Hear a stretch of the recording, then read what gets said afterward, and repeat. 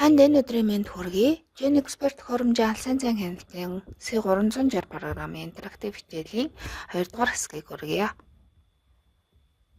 Gen Expert үйлдвэрлэгч Speed компаниас төхөөрөмжүүдийг алсааснах C360 програмыг нэвтрүүлсэн. Энэхүү програмын гол зорилго нь төхөөрөмжөөс програм руу, програмаас хэрэглэгч рүү мэдээллийг цаг алдалгүй найдвартай дамжуулах юм.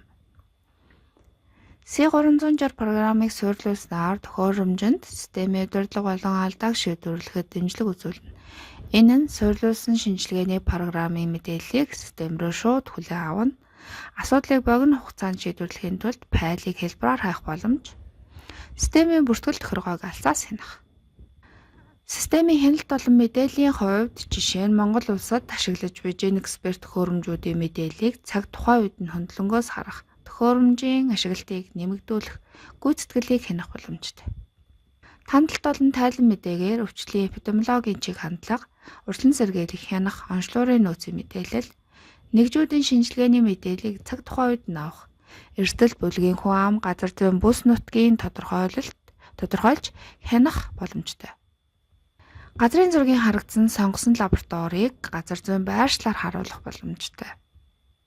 Тэгэхээр алсын зан хяналтын C360 програмыг суйрлуулснаар шинжилгээний үр дүн болон төхөөрөмжийн мэдээллийг шууд ямар ч цаг хугацаанд авах боломжтой, шинжилгээний гүйцэтгэлийг харах боломж, өвчлөлийн газар зүйн зураглалыг харах боломж, алдааг цаг тухайн үед нь мэдэх боломж, нөөцийн үнэн бодит мэдээллийг авах боломжтой болно.